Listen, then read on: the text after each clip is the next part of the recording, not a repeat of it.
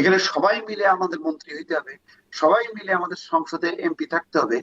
এটা তো অদ্ভুত ব্যাপার, এটা তো আর এক ধরনের ফ্যাসিজম। এগুলি হলো আপনার দুর্বল গণতন্ত্রে যখন নাকি এই ধরনের ঐক্যমত্য সরকার বলা হয়, জাতীয় সরকার বলা হয়, এগুলো হলো ফ্যাসিবাদের লক্ষণ।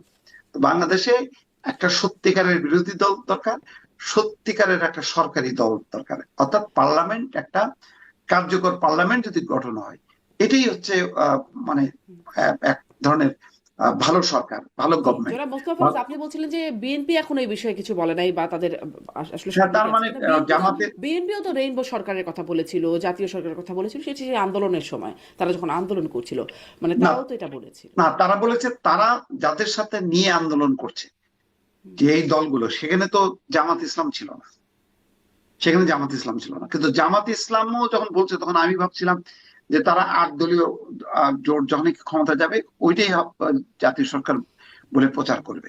কিন্তু এখন দেখা যাচ্ছে তারা বিএনপি কেও চায়। আমার ধারণা যে এটা একটা আহ, মানে একটা কৌশল, যে তারা এতই উদার, এতই ভালো চায় দেশের, যে বিএনপি কেও সাথে নিয়ে এগোতে চায়। এটা হলো নির্বাচনের কালে এই ধরনের অনেকগুলো কথা, যেমন নারীর অধিকারের কথা আমরা শুনলাম, কিন্তু এই 8টা দলের একটা দলও কোনো নারীকে এমপি পদে দিল না, অথচ তারা নাকি সবচেয়ে বেশি নারী অধিকার প্রতিষ্ঠা করবে দেশে আসলে। তো এইগুলি হলো নির্বাচনের সময় অনেক মুখরোচক কথাবার্তা, মন ভোলানো কথাবার্তা, এইগুলি বলা হচ্ছে।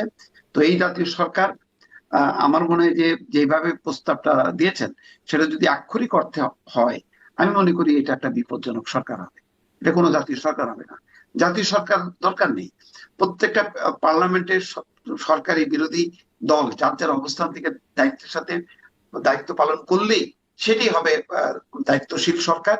আমাদের জাতীয় সরকারের চেয়ে মানে কার্যকর পার্লামেন্ট দরকার, দায়িত্বশীল সরকার দরকার, দায়িত্বশীল বিরোধী দল দরকার। তো যাই হোক, এটা হলো আমার মতামত। এখন বিএনপির এই প্রস্তাবের ব্যাপারে আজকে গতকালকে তো গেলই, কালকেও আমরা কোনো আলোচনা শুনি নেই বিএনপির পক্ষ থেকে, আজকেও কিন্তু শুনি নেই। বিএনপি একটা কৌশল নিয়েছে যে আমি কারোর বিরুদ্ধে কোনো কথাবার্তা বলবো না, আমি হুম। চুপচাপ ঐক্য, শান্তি, নিরাপত্তা, সমৃদ্ধি, এই কথাগুলি বলবো। তা এগুলি আর হয়তো কয়েকদিন পরে বোঝা যাবে যে আসলে বিএনপিও কি করতে চায়।